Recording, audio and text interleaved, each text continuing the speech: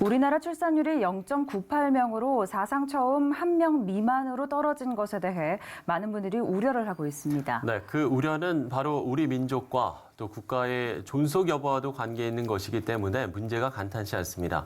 그래서 이 부분을 한국교회가 좀 풀어보자라는 의견이 제시됐는데 한국교회 총연합 주최로 열린 저출산 위기 극복을 위한 국민 포럼에서 발제를 맡은 당진동역교회 이수은 목사 모시고 이 이야기들 나눠보도록 하겠습니다. 목사님 안녕하십니까? 안녕하세요. 네, 반갑습니다. 반갑습니다. 6월 초에 포럼이 있었던 것으로 알고 있는데요. 앞서 소개해드린 대로 목사님께서 또 발제를 해주셨는데 전체적인 우리 포럼의 내용부터 좀 소개해 주시면 좋겠습니다. 위기는 알고 있는데 방법이 없어서 고민이죠. 그래서 이 출산 문제는 교회만이 답이다. 네. 그래서 교회가 일어서면 충분히 해결이 가능하고 네. 정부는 교회를 지원했으면 좋겠다. 그 얘기를 주로 다룬 내용들입니다. 예. 그러면 이제 저희가 지금의 현황이 어떤지 이런 부분을 좀 알아봐야 될 것 같습니다. 지금 현재 상황이 좀 어느 정도 되는 겁니까? 40대 인구가 850만이거든요. 예. 근데 지금 10대로 내려가면은 갑자기 400대로 내려앉습니다. 반이 예. 나든 그러네요. 줄었네요. 한 10대 내려가면서 그 100만 명 단위로 줄어들고 있죠. 있는. 네. 네. 네, 지금은 뭐 핵폭탄보다 위험하고 전쟁보다도 위험한 나라가 되어서 한계 도가 없어졌다고 보면 되실 겁니다. 네. 그 이게- 정도로 네, 심각한 문제가 계속되고 그러게요. 있네요. 이게 OECD 국가 중에 지금 최저인 거죠. 네, 최악이죠. 그렇군요. 그런데 이번 포럼 제목이 또 결혼할 수 있는 대한민국이에요. 그만큼 대한민국이 현재는 결혼하기가 좀 어려운 대한민국이기 때문에 이런 제목이 나온 거겠죠? 예, 이제 결혼 문제는 뭐 다양한 이유들이 있지만은 예. 예전에는 당연히 뭐 결혼해야 되는 걸로 알았고, 근데 지금은 선택 사양이 됐죠. 그리고 교육 자체도 개인의 인권을 너무 높이다 보니까 예. 함께하는 공동체 의식이 약해져 가고 있는 거죠. 네. 그다음에 사회적으로 공동체가 무너지면 제일 안전한 기관인 가정이 무너지는 거고요. 그래서 혼자 사는 것이 자랑스러워지는 사회가 되고 말았죠.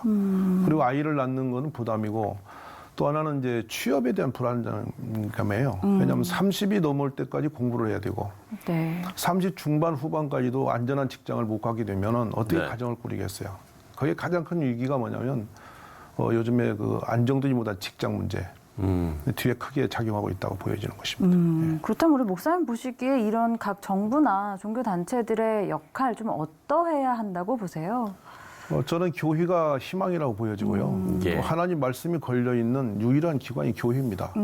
종종 제가 그 말하죠. 지금 이렇게 큰 공동체가 어디 있느냐. 지금 10대 아이들이 400만 대로 주저앉았는데 현재 출산 가능한 30대, 20대가 네. 힘을 낼 수 있도록 지원할 수 있는 단일 체제. 교회밖에 없다고 보는 거죠. 네. 교회가 이 문제를 해결하면 충분히 가능하고 저희는 그 경험이 된 교회입니다. 예. 그러면 그런 구체적인 사례들을 좀 사실 구체적인 역할이 어떻게 또 실행이 되어야 되는지가 중요한 부분이잖아요. 그 그렇습니다. 부분에 대해서도 좀 나눠주시면 예. 좋겠는데요.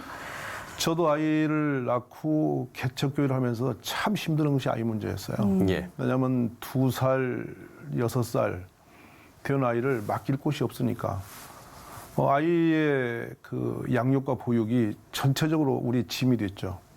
그 아이를 가둬둘 수도 없고 맡길 수도 없고 그렇다고 뭐 우리 처가에 가는 거고 저희 부모님 연로하셔서 맡길 수가 없고 그러다가 어린이집이 생겼죠. 근데 벌써 어린이집은 이제 3세 이상이고 예. 막 태어난 아이들에게는 엄청난 가중 부담이 오는 거예요.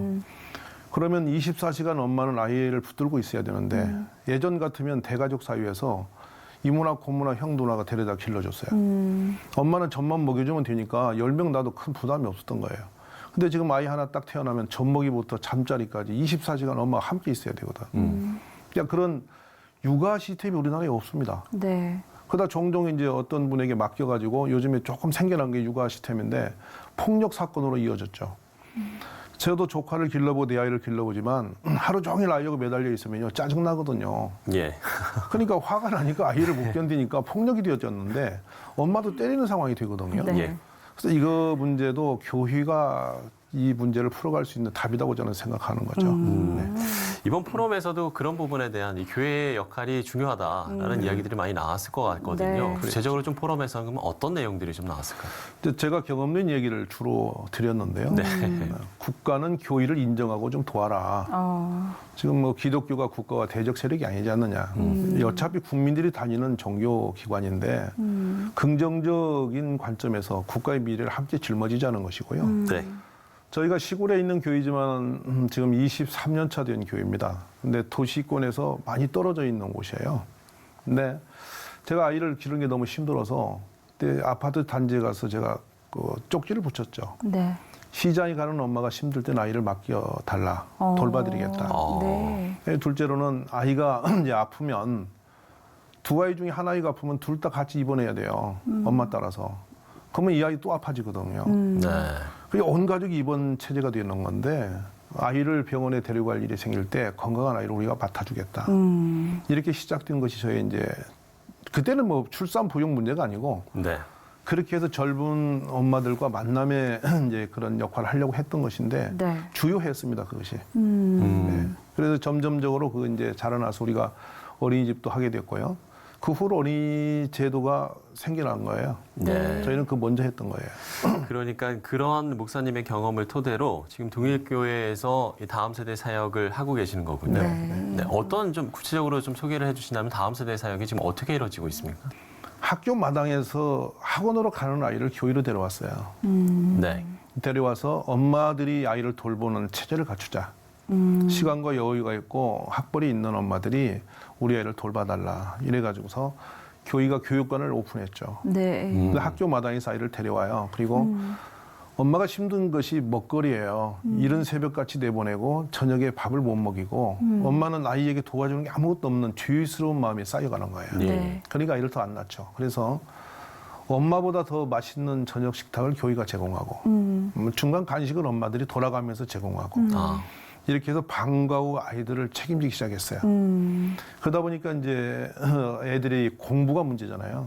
그렇겠죠. 예, 공부의 짐스러움들이 우리 너무 가중돼 있어서 학원을 보내는 건데 어쨌든 하루에 2시간씩 성경 영어로 또 영어 선생님들이 영어로만 말하는 시간을 2시간씩 주는 거죠. 네. 듣든 못 듣든 2시간 하다 보니까 6학년이 되고 나면 아이들이 영어를 자연스럽게 해요. 네. 너무 즐겁게 하는 거 영어를.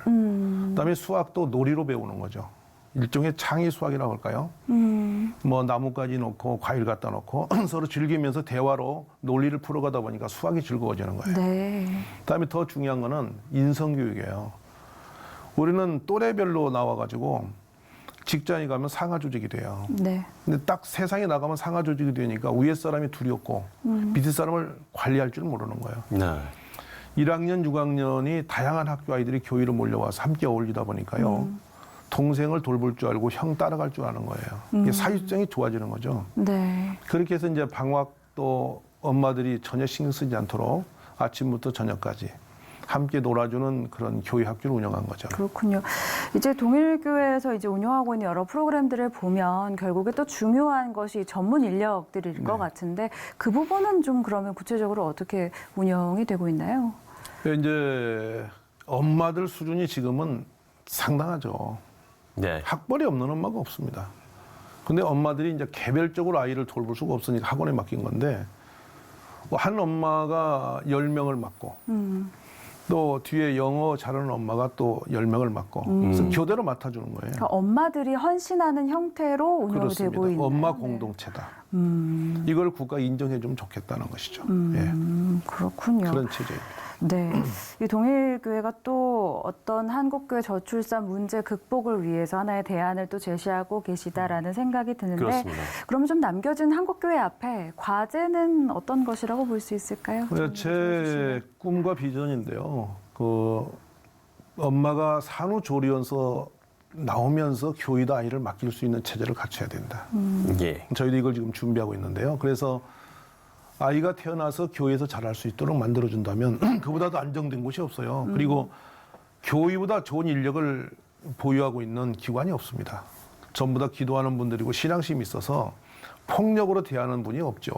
수준 있는 분이 교회에 다 계세요. 그래서 50, 60대 권사님들 얼마나 인력이 좋습니까? 그 자질 있는 어르신들이 단순한 이제 뭐 교회만 다니는 게 아니라 다음 세대 국가와 민족을 위하고 하나님 나라를 위해서 보육 훈련을 받아서 교회에서 아이를 돌보는 센터를 해줬으면 정말 좋겠다. 그래서 그 체제는 적어도 한 사람이 2시간 내지 3시간을 넘지 말아야 돼요. 이게 임계점이에요. 네. 애가 울고 버티는 거를 돌봐줄 수 있는 한계가 2-3시간이거든요. 그러면 단원 분이 들어오니까 제 생각이 그러죠. 아무리 아가 때를 써도 2시간 후에는 이제 다른 권사님이 들어오니까 나는 견딜 수 있어. 이렇게 해서 바꿔주면 건강한 보육이 되지 않을까. 엄마도 안심하고 아이를 맡길 수 있지 않을까. 네. 이 생각이 들고요. 또 특별히 이제 개척교회가 참 많잖아요. 이 개척교회가 사람 만나기 어려워요. 근데 저도 개척 때 그 일을 했던 건데요. 시장 갈 때 아이 돌봐주고 병원 갈 때 돌봐주면서 이 육아를 맡아준다면 대단히 젊은 세대들이 교회로 오고 많은 출산의 문제 해결을 하라고 생각하고 있는 것이죠. 예. 사실 이 저출산 문제는 우리가 이게 조금 이렇게 긴 호흡으로 장기적인 안목으로 바라봐야 할 필요가 있을 것 같습니다. 네. 오늘 아주 좀 좋은 노하우들을 많이 나눠주셨는데요. 동해교회의 좀 노하우가 한국교회에도 좀 더 많이 나눠질 수 있는, 좀 전파될 수 있는 그런 또 나눔의 장이 있었으면 좋겠다는 생각까지 그렇습니다. 해봤습니다. 네. 네, 당진 동해교회 이순 목사와 이야기 나눠봤습니다. 오늘 말씀 고맙습니다. 네, 감사합니다. 고맙습니다. 고맙습니다.